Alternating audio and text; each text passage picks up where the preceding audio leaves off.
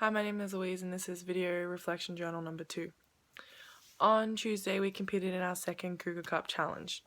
We went into the Cougar Cup Challenge with the lead 97 to 91, it being a very close, a very tight competition up to date.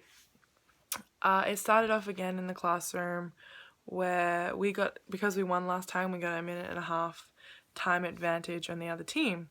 We had to direct one member of our team into organizing a puzzle while they were blindfolded, and we weren't allowed to touch them or touch any of the puzzle pieces.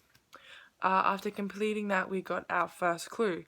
Now this is where it gets kind of interesting and a little bit we're a little bit off topic, but after we got our first clue, we kind of looked at it slowly. We kind of went with the same strategy as last time, where we looked at it, read it, analyzed it, and tried to come to a conclusion.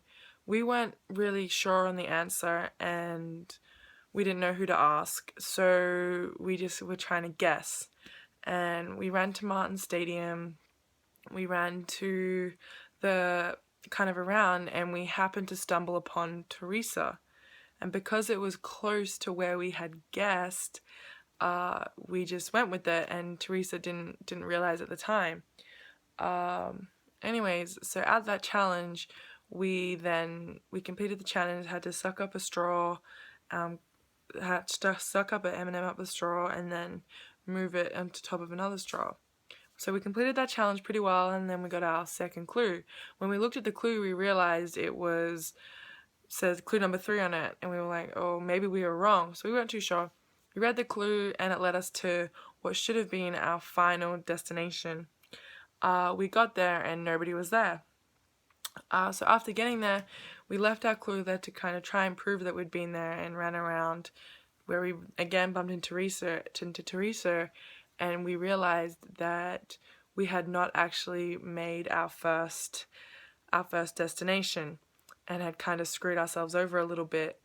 We ran around again trying to find out, where we were supposed to be, where we could meet Chris.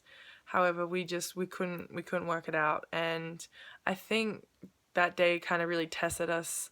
No one really stood up to be a leader and say, okay, maybe we should reevaluate this, go about this a different manner. None of us really did that. We all just kind of were like, oh dang, like we've screwed up. We didn't know what to do. We were kind of all stumped, which led us, it was kind of a little bit disappointing. We didn't get to finish the challenge. We didn't get to meet Chris.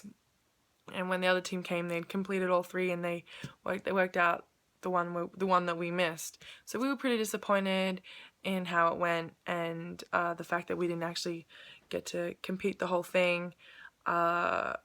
And it just kind of sucked how our team just kind of succumbed to the loss. And being a competitive person in a sporting environment, that's not something that I like to do, and I'm sure the others too didn't.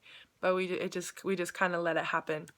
As I said, no one really stood up, and no one really followed or had a voice. We all just kind of went with the flow. The best part about it, usually in situations like that, it's easy to try and almost get at each other, and we didn't at all. We still had each other's back, and we were still running with people's ideas and stuff. We just couldn't find the right idea, which was a little bit disappointing. So we kind of know now, if we can't work it out, if we can't do something, we should go about it in a different manner, and trying to find that manner and trying to understand where we should go. And next time, maybe myself or Haran might step up as more of a leader, more of a vocal leader, and try and really get us to the final answer, or the correct answer.